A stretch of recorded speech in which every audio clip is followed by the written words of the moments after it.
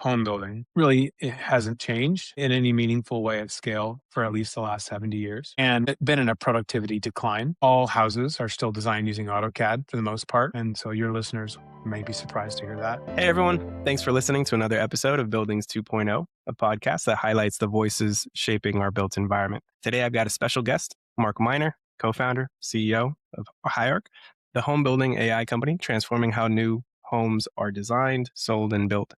Higharc replaces AutoCAD and point solutions with a single generative platform. In their own words, what stands out to me about Marc is his view on homes being data and products, not necessarily projects. So we're going to dig into all of that. Just a few weeks ago, Higharc announced a $95 million Series C led by Insight and some incredible folks. And I think a special partnership with US LBM that extends the platform into like building materials, supply chain. So lots to dig into. Marc, thanks for joining. Thank you. Great to be here. Tons to dive into. So you're navigating, I think, company now 200 plus folks on the front lines of innovating on home building and construction in the industry. But take us back for a moment. You had a bit of a traumatic experience in the come up of Higharc and why you built it in the first place. You were trying to build a home in Durham, North Carolina, and it flopped. Pretty much. That's right. Yeah, I was living in Boston at the time, and we were preparing to move the family down to North Carolina. We wanted to integrate our work and our life more closely with our community. And so my brother and I were actually looking at land together. We wanted to build houses together. And turns out there's not a lot of great infill property that hasn't already been developed in Durham. So what's left over is, let's just say, needs some work. And we sort of jumped into the deep end with that project and very quickly discovered that there is no simple path to feasibility and to design and to costing for a regular, lowly old home buyer like myself. And at the time, I was in 3D printing, where we were immersed in generative design and this concept of simulation-driven design, where you can make many more decisions further upstream so that you can make smarter decisions, make them cheaper, and move faster. And it was clear to me that we could take a lot of that domain knowledge and sort of technique and apply it to housing, because homes they're not super complicated at the end of the day, and they're driven by heuristics. And so they were really good, I think, very fertile ground for application, a lot of this new technology. And the reality is the timing was just right from a technology perspective as well, with GPUs getting more performant and lower cost, and the web and sort of general connectivity being where it was in 2017. So yeah, you're on the front lines of home building and construction in the United States. Help me understand what's going on. So I'm 36, married, got a baby, second on the way. Buying a home seems incredibly expensive, and it seems like I'm not alone. Just paint the picture for me. Like what's happening right now with home construction in America?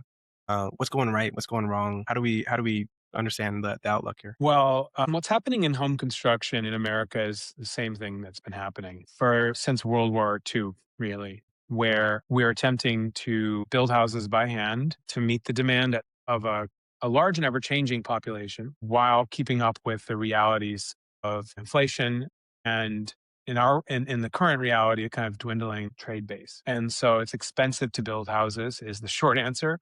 And there hasn't been anything fundamentally new that has changed that equation. If anything, we've just been stacking more complexity and costly overhead onto home building in the US that makes it more and more difficult for the tradespeople, for the builders who build houses to bring a great product to market at a lower price. And that's not to say anything of the unnaturally inflated land reality. So land is an important part, obviously, of the home price. And that is very high in most major markets, much higher from a absolute percentage of the sort of value of the house than it used to be. And it's not going down yet because folks bought when we had free money and don't want to sell at a lower price than what they bought for. So it's a really interesting time to be in the market.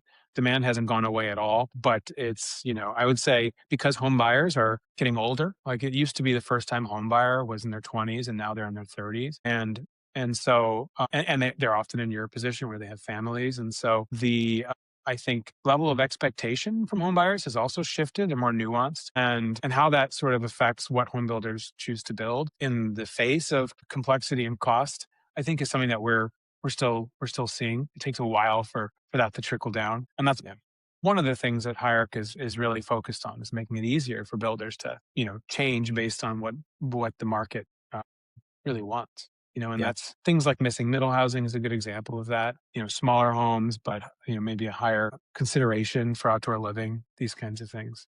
Yeah.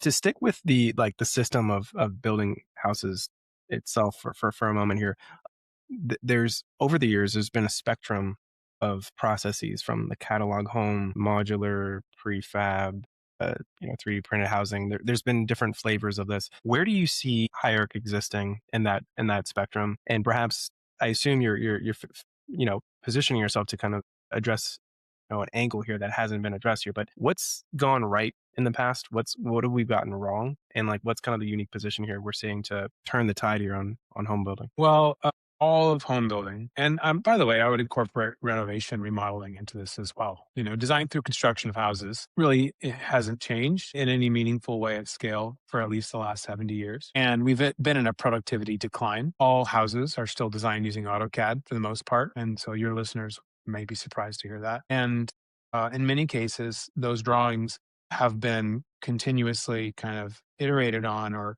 you know, copied and modified over and over again for a decade or more. It's Right. one of the reasons why many times you see new houses that look like they were designed in the early 2000s or 90s even, you know? Because they're just copy And paste. yeah, I mean, it's just, it's very different than sort of the wave of change that has come through AEC with Revit and sort of the ecosystem around BIM. We're a couple generations behind. And that's because the home building industry is more about it's smaller projects, more distributed, and, they're competing against existing home supply. And so speed and consistency, if you're a home builder, is really critical. And the reality is, when you're dependent on drawings, you don't the whole goal is to reduce change, because change creates friction, creates errors, creates waste, and that's not good for anybody. And the reality, though, is change is a continual factor you have to grapple with in Yeah. home building. You've got code compliance, you've got interesting sort of architectural review board, kind of governing rules, monotony rules, these kinds of things, where you don't want two houses near each other to be the same appearance. You've got buyers who have specific things that they want. You've got purchasing and trade related constraints. All of these things multiply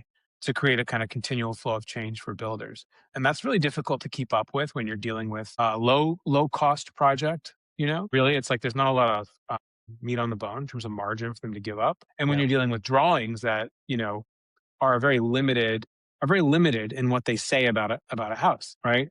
Like the way that it works is the drawings have to get transformed into other things in order to actually get the home built. So estimators and purchasing folks have to turn drawings into lists of materials, and they do that by actually measuring and copying that over with formulas and producing. Sometimes they don't even go that far. They just send the plans to a trade and they ask them for a lump sum bid. And so you have this kind of disconnected set of workflows. And our role in all of this is to effectively connect those things and automate those things. We think that if we can produce a foundation of data that's accurate and doesn't require people to constantly kind of prune and tend to, if it's sort of generative in that way. So where the kind of what is the house has primitives that can take care of themselves, if you will. Like if you say in this location, we're going to do advanced framing, you don't have to put a lot of work into that. We can regenerate the home to comply with those requirements. If you have a capability to sort of have a foundation of data in our industry, then you can enable innovation on top of it with things like modular, although there are some economic challenges with modular, I think. But one of the fundamental challenges with modular is like it's hard to manage flexibility and change. So one of our goals is to really be sort of a foundational data platform so that you can innovate on top of it. How do you navigate the different kind of vertices that so historically when we talk about this industry, we're talking about often extremes, right? You have the Levittown examples where, every home is the same. You see this in other industries, perhaps most notably Ford saying, you could have the car in any color so long as it's black kind of thing. And essentially in reference to like, how do we standardize something for scale? And that seems to Mhm. be kind of one vertice. On the other side, perhaps on the opposite, you have kind of custom home building, which is like, to the extreme of customization, but maybe at the expense of scale. In your view, what are the levers here that need to be pushed to ultimately achieve success? And maybe as I say this out loud, I'm asking, well, what is success? Is success ultimate customization plus ultimate scalability? Like what are the levers that have to be true here for you? Well, I hope for a world where you go when you travel. let's just say we focus on the US. When you travel around the US to different communities in different states, that you encounter communities that feel rooted in their sort of ecology, of the place, and that feel distinct, where as opposed to, going community, community, state to state, and really not being able to anchor yourself in that place if someone didn't tell you that's where you were. So Right. I think a diversity of place is an important value that gives us vitality in the world. And so that's, I think, just a general hope and mission that we have is to, and I sort of encapsulate all that in this word better homes, better homes and communities. But, the only real path to that today is by building, is cost, which means you can only do that for the rich, and that's not good either. And so there's some, and we know that the only way great things have been made available to many has been through standardization and scale, right? That's sort of almost like a law of nature, Right. standardization and scale. And so there's some principles there we have to find a way to leverage, even while producing customized, environments. And I don't think that's unrealistic when you think about homes as having shared parts and pieces. But today, there's no way to sort of leverage a kind of scale across those shared parts and pieces. Modular was a sort of bet on doing that in one way. Our bet is that when you create a connected ecosystem of data that can manage those parts and pieces systematically, then you can create scale benefits without eliminating flexibility. And so I do think that's the ideal outcome. I think there will always be a world for true architecture in home, homes, but I think the idea that that is kind of right for most people is not is silly. Most people, like, there are archetypes and there are principles of design that everyone should have access to. Yeah. Like the farmhouse is a very classic archetype, which has been bastardized, but can be brought, like, you can make design doesn't have to be expensive, And so I think there's an opportunity to bring great products to market, homes as products, in a distributed way where they can be adapted to individual locations to take advantage of local flavor, if you will, and to fit into the locale. So site specific design is very hard to do with the current approach to production scale housing. You have, just because of the economics and the lack of visibility, further up the value chain, Right. developers have to essentially mass grade, often hundreds of acres, Yeah. and you have to standardize the site really to prepare Right. for whatever's going to be built there. Right. And there's some On people doing interesting things there, but I do think there's a path to more site specific design too. Yeah. Well, talk to me a little bit more about that. You mentioned about going to market here. Now, in my case, I'm often supporting commercial, industrial owner operators that are actively acquiring or renovating their spaces. Mhm. And turns out that there's not much good documentation. So we're supporting them digitizing their buildings, scanning, modeling, et cetera, to get those kind of precise For as built. retrofits. Correct. Mostly retrofits. Yeah. Now, my persona, I'd like to think, is fairly straightforward. It's typically project managers, typically BIM managers that Mhm. are dealing with the as-built, et cetera. Now, you're selling into home builders, and those, I assume, range in all sizes, from massive home builders nationwide to smaller ones. Yeah. Who's the persona? Because if I'm reading this correctly, you're building a software not as a point solution, but an entire, like, you're collapsing entire workflows that are actually done Yeah. by humans. So who is the one who's buying, or who are the multiple folks buying Mhm. when you're selling into it? Well, Hierarch was created to provide access, let's call it, to expertise for regular people. Yeah, yeah, That means trades, it means buyers, and it means small GCs, designers, estimators, access to expertise. So if you're a designer, what expertise is valuable to you? Well, pricing, costing, constructability. If you're an estimator, what's valuable to you? Well, design.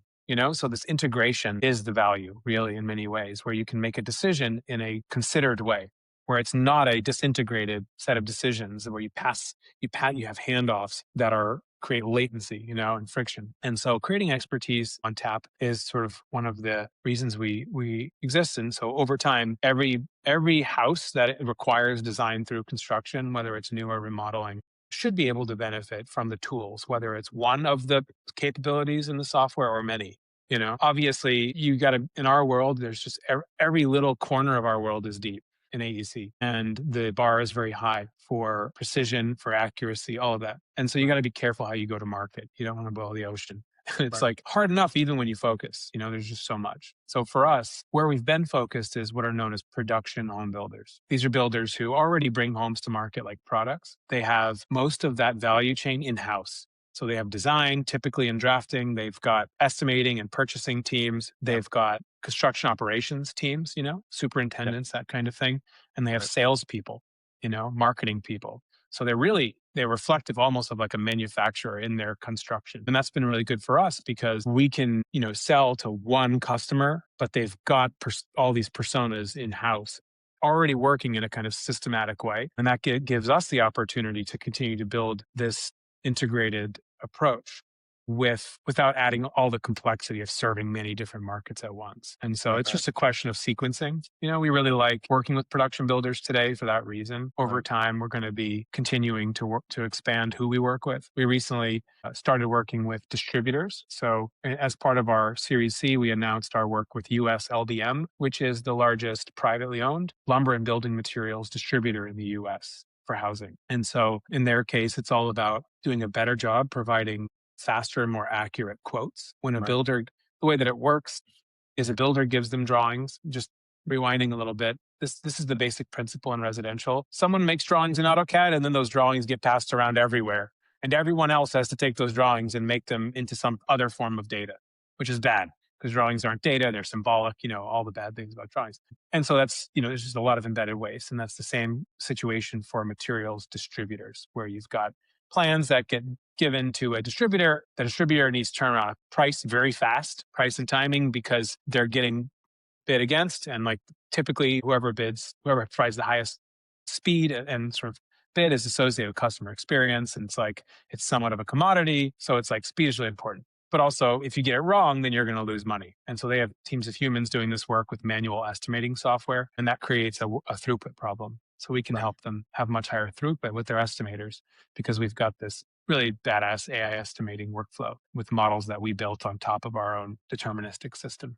Yeah, I love how you frame this, and I love the vision because I think what you're highlighting here is something that in design and construction and development we've taken for granted. These like the Gantt chart of like site selection and then planning and then design development and then construction and then someone estimates and then like these various handoffs. What you're describing is almost a world where this is just always happening in parallel, Correct. concurrent. Correct. Now that presents an interesting challenge because you're effectively selling this all at once to multiple people at once. Now, running a business, how do you do this? How do you sell software licenses? Do you sell, do you choose a line item above the fold here in services to sell into? How I do you, see. how do you navigate this? It's very different than selling AEC. It's selling to AEC. Home builders think about their business in terms of the margin per house, really, and so that's how we price.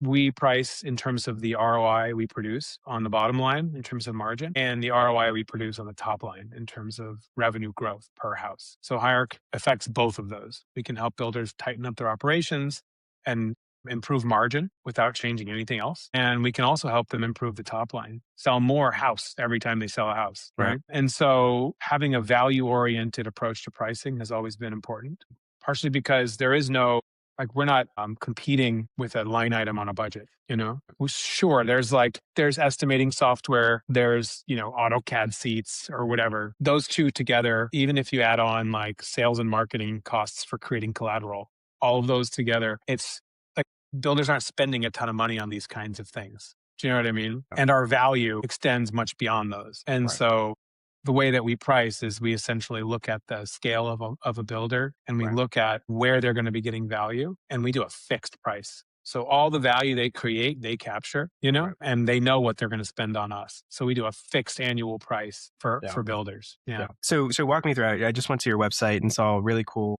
kind of snapshot here where someone could upload a PDF. You're automatically extracting some information. You're kind of getting them started on the 50-yard line with an accurate sort of 3D model here. Now, what does the standard workflow? If I'm a home builder and I'm listening to you and I'm like, okay, love everything Mark is saying. Where does it begin? What do I need to be thinking about if I'm looking to bring on Higharc? Do I need PDFs? Do I need CADs? Do I need photos? How do I Well, get started? Think of Higharc as a kind of system of action that becomes a source of truth. It's like an engine, for your product. In manufacturing, you would have a PLM system, a product lifecycle management system. You might have a PDM system, a product data management system, and then Right. you obviously have CAD. There's others, there's surrounding stuff as well, but those are the big ones. And we kind of are those things smushed together, right? The ERP is still over here. And so if you're a builder, like that's a kind of hole in your business today. In place of that, what you have drawings, and then you've got tribal knowledge. A lot of you might have documented some of that tribal knowledge, like construction standards documents, that kind of thing, but that's about it. And so when we're talking to a builder, it's really crucial that there's alignment on the goal, which is to produce this kind of engine to power cross-team, cross-company automation, and there's an upfront period of investment where you do a BIM transition effectively. Like we're taking your drawings and we're turning them into models, in Higharc. So we have a full replacement for AutoCAD within the scope of homes. And it includes what we call a central data model, where we're essentially we're identifying as many standards as possible with the builder, and we're encoding them into the CDM. So that way, when you draw a rectangle, you get a full house that kind of looks like it adheres to your rules, Right. So there's this initial investment period where we identify which plans are the ones that you want to start with, what communities are you going to try and launch with first. So like time to value, proof of value usually shows up in a community, that's like, there's nuance there because how do you upgrade and manufacture? Go ahead. Just to understand another part, you said community as opposed to say maybe a single home. You use the term community as like as a way that this thing scales. Because the way these builders operate, production builders, typically they're building whole communities of homes. A community is kind of like a manufacturing line, or like a little factory. Where they're literally like the trades are moving house to house. And the goal is really to have a really consistent approach to how you do that. Yeah. And so it's nuanced because how do you upgrade a line without stopping the line, And so like they've already got permitted drawings in those communities typically. They've already selling typically, but they're really anxious to like take their best selling plans, their best selling communities, or wherever the biggest demand is, and take advantage of Higharc's automation as fast as possible. But it takes time, like we were just saying, to actually get up to that point. And so it is certainly like enterprise adoption is how I would describe it, in the first 90 days especially, but it can extend to a meaningful period depending on how a builder wants to roll out change management. Yeah. On AI, I'm sure you get this question a lot here, but there's no shortage of hype, of course. And where I think we're starting to see kind of the differences between like kind of AI enabled versus like AI native and all these terms and whatnot. But in your view, in your perspective, what is the most meaningful, most needle moving use cases that you found AI impacting your product? It's a big conversation. From a product offering perspective, so far, the things that we've chosen to invest in have been leveraging the generative model that we have to build our own solutions. So, for example, computer vision. One of the challenges that we have as a business and that the market has is there's already a proliferation of drawings. But as you know, going from a 2D drawing to a rich building model is hard. And it's non-deterministic too. It's like there's a consideration that has to happen, because there's a lot of implicit knowledge in a set of drawings. And so fast tracking that is important. And so we've, at the same time, AI models out of the box don't really do a good job of understanding geometry, of understanding drawings. And so we've built our own computer vision models, as well as we've actually trained our own, we call it a small building model, to look at plans, to look at rooms, and to predict the layout of those spaces. We're able to do that because we generate homes as data. So we can essentially generate our own synthetic data. We have we express a home as a graph, essentially, and we can understand how different elements relate to each other and all of that. And so for us, that's kind of our unique take on how to leverage what AI is really good at, these sort of probabilistic systems, with what's necessary and what we're good at, which is this sort of sophisticated domain awareness and deterministic capability. So going from a set of drawings to a full building model is a really key workflow. And that's enabled, I think, meaningful opportunities, especially in the world of estimating, where you have where you don't need the level of precision to permit necessarily. Like you're not trying to get to a full set of documents, but you are trying to get an accurate enough quote, to produce pricing. That's where this kind of workflow and this kind of combination of domain specificity and constraints and the probabilistic side, LLMs, is a really great fit. So we call it auto translate. So that's a really, really great one. Another one is sort of the agent approach to complex multidisciplinary systems like Higharc, where you want to unlock the power of an expert level designer in Higharc, someone who knows how to navigate the BIM model, for example, but you want to unlock that power to some degree for an operations manager, where Right. they just want to ask questions about the building and get answers. So that's another really good use case we found.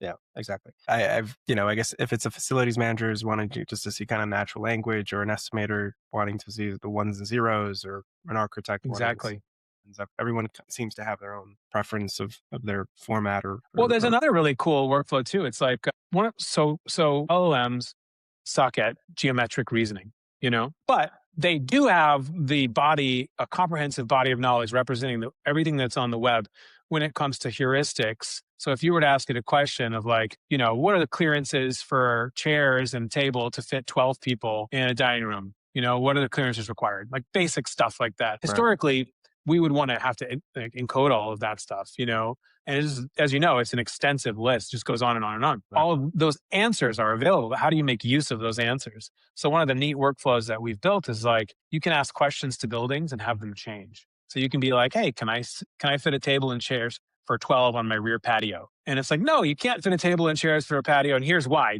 But here are 3 different ways that we could do that. Do you want me to make that change? And it's like, yes, make the change. And then it makes the change for you. And it's like, oh, well, how much additional, concrete did that add to the slab? And what's the additional potential cost for that? So there's some really neat ways that when you start to layer on this kind of intelligence with knowledge, that you have a new integrated capability set, which is pretty neat, which gets us back to where we started, which is giving expertise to regular people.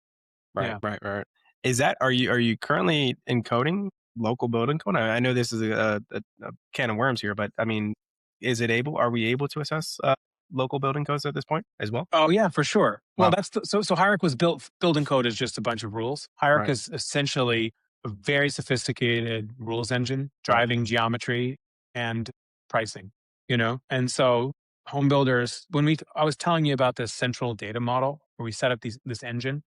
That's you can to your heart's content. You can set up rules. You could, and this is where the risk is with this kind of system. wow. It's like you could spend an inordinate amount of time really like designing automations is what it is really. Like if we just break it down, it's just automations. And so there's like a balance, like how much do you actually want to code versus leave for the just in time decision making when you're actually ready to build in that particular lot. Yeah. Yeah.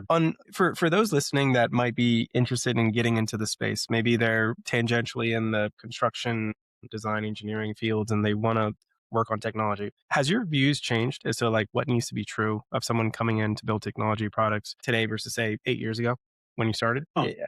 I guess said differently is that has your view on just company building changed? It's like what needs to be true for folks joining your boat. well, specific to Hierarch, it is of course changed just because of our scale. People who would not have been a good fit 3 years ago are now a great, like, I'm desperate to have them now. You know, I'm like, Yeah. I'm actively going back through people who we turned down 3 years ago and reaching back out to them, for example. Yeah. But generally speaking, like if I were to do it again, or if I were to give advice to somebody starting, has my point of view changed? There are certain things that have not changed at all that I feel even more conviction in. And those are just fundamentals of company building that I think a lot of passionate people in AEC miss out on, namely market health and market size is a really crucial predecessor to starting a company. Don't kid yourself about that because you don't want to spend your life at 5, 10 years crushing yourself and your team to try and grow rapidly in a market that doesn't want that. In a market that's not ready for it or doesn't have the scale for it, Right. that's not well able to bend. So market is such an important part of starting a company. Another thing that I not only would I not change it, I would probably lean even more into it. And that is starting a company with great people and calling them co-founders. So I started this company from my own experience. I was going to do it no matter what. I recruited 3 co-founders. I didn't actually know them before working with them. And it's just been, Hierarch obviously would never have happened at this scale without them. And it just makes my life so much richer having them to depend on, to share with, So I wouldn't go it alone, I think is another thing, that I would say. Yeah. The last thing I think, I used to say, like, we used to not be willing to hire architects in the early days because there was a lot of, I think, because we were trying to build really hard to build technology. And Right. and I was wary of kind of scripters, who would build brittle software, but it's like they have all the domain knowledge. This is one of the hardest things building for our world is like if you're Anthropic, just to sort of go on a digression, you see this all the time. The Anthropic engineers like on LinkedIn or socials talking about how they just ship. They just, every other day, they're just like imagining things in their mind and then they're shipping them. Look what an amazing culture. Right. It's only possible because they are building for themselves. They're their own little CEOs, really. They know the domain. It just so happens that the thing that they care about and that they are obsessed with and that they are good at also is like everyone in the world wants to use it right now, So, but that's very rare, especially in complex domains that have traditionally not been attacked by software like ours. And so one of the hard things is finding people, like you always have to make this trade-off, like Rosemary's Baby. It's like either they know the domain or they're really great functional experts. They're like amazing product marketers or amazing engineers or amazing, salespeople. The either or thing, it's very hard. So what have you come to the conclusion? Because I face a similar challenge where it's like, do I bring someone who has the kind of the empathy of the problem itself, kind of gets it, and then maybe lacks a little bit of the, traditional, say, product shipping culture that you would expect at a high growth technology company, or vice versa? Do someone who just moves quickly and then has to kind of like learn quickly? Like where do you sit on that? Half of our company is from the domain today. We have estimators, we have home builders, we have architects, we have maybe 50 architects on staff, something like that. So that's an answer, certainly. But I would say it depends on the function and it depends on the stage. But in all cases, you want athletes, you want drivers, you want hungry, curious people, and you want to put them in positions to have to learn really fast. Yeah, like this, it can't be a hard and fast rule on it. Yeah. No, I totally understand. It's one of those things where it's a case by case basis. I've seen both where you have, folks with deep domain expertise, but they're so entrenched in some of these They totally fail. Totally, I've seen that happen. Yeah, and I've seen people who have no domain expertise come in and just crush it because they're so hungry. We just hired this woman. She hasn't started yet. Yeah. But like the person who's going to build our training function, they're going to be like building a system for training architects, designers, estimators, whatever. No domain experience at all. Yeah. Yep. So turns out just being ruthlessly curious and moving quickly works. I think that's right. So I know you're a student of business. I assume you and I probably read the same books and biographies and listen to the same founders podcasts and all that stuff, studying history. I do think that there's certain things that are just timeless about what makes a good business. So I'm going to ask you a question that I'm being asked right now in the age of AI, which is more so than the product and software. How do you think about competitive, sustainable moats? Right. And in time when anyone can vibe code over the weekend, some sort of like interface, how do you think about building sustainable competitive advantages? Or what are those moats outside of the kind of the just, shipping product? So I think there is a book called The Seven Powers, which looks at, I think it's called The Seven Powers, which looks at this problem from the perspective of power, and I don't think any of those fundamentals have changed in the age of AI, I think invention still plays a crucial role. And I've always felt before LLMs took over that taste is far more important than people give it credit for. Intuition is far more crucial. And to develop it, you've got to have a deeply technical understanding of a problem. And so I think leaning into those things and using AI as an enabler is a really good idea. But I also think, real businesses that are making a real difference in the world have many edges where there is complexity. Right. There's market complexity, navigating certain markets, developing the networks of trust in it is itself a moat. It's a kind of network economy, if you will. I think data that is proprietary, I mean, everyone's been talking about this for a while, is proprietary, and something about your product combines the creation of that data with the value of the data. So as more users come on, there's more data. I think that's really defensible. And obviously for us, building anything that requires deep understanding of geometry and the ability to generate it as data is itself a mode. There's a lot of folks who have vibe coded what appear to be CAD-like apps, for example, but it's never been like over the last 10 years or so, it's gotten much easier to go the first mile to build, something that looks like a fully featured CAD app. But there's just so much detail and nuance and so many user experience challenges and performance challenges that you encounter along the way. It's not gotten substantially easier, I would say, to the point where just anyone can jump in. Yeah. Yeah, I find that the irony in this age of time here is that the human to human aspects of the business seem to be some of the competitive advantages right now. Right, so good old distribution, whether we like to admit it or not, some of the relationships. I think to your credit, you've managed to build up just incredible network of relationships all across the supply chain, right, from vendors to home builders to Totally. and that that that's a little harder. That's a little harder to vibe code over a weekend. And to your point, building that level of trust takes time. Something I thought about the other day, this might be a bad metaphor, but wouldn't it be interesting if like much of software, like some broad segment of software becomes like CPG, where like it's really not like how much is it the product in CPG often, like cereal, for example, it's brand, it's like it's placement. It's like getting the right shelf space. And Yeah. it's maybe not like the most inspiring thing to talk about, but we might come to a place where the target shifts where, because it's so easy to build a thing, like anyone can kind of stand up CPG product, but getting it to scale, to getting the right reach, you know what I mean? Right. Having differentiation, like a lot of the standard operating rules of brand of CPG might actually start to apply more completely to software, which is interesting. Right. Right. Mark, you've been super generous with your time. This has been a Me too. masterclass.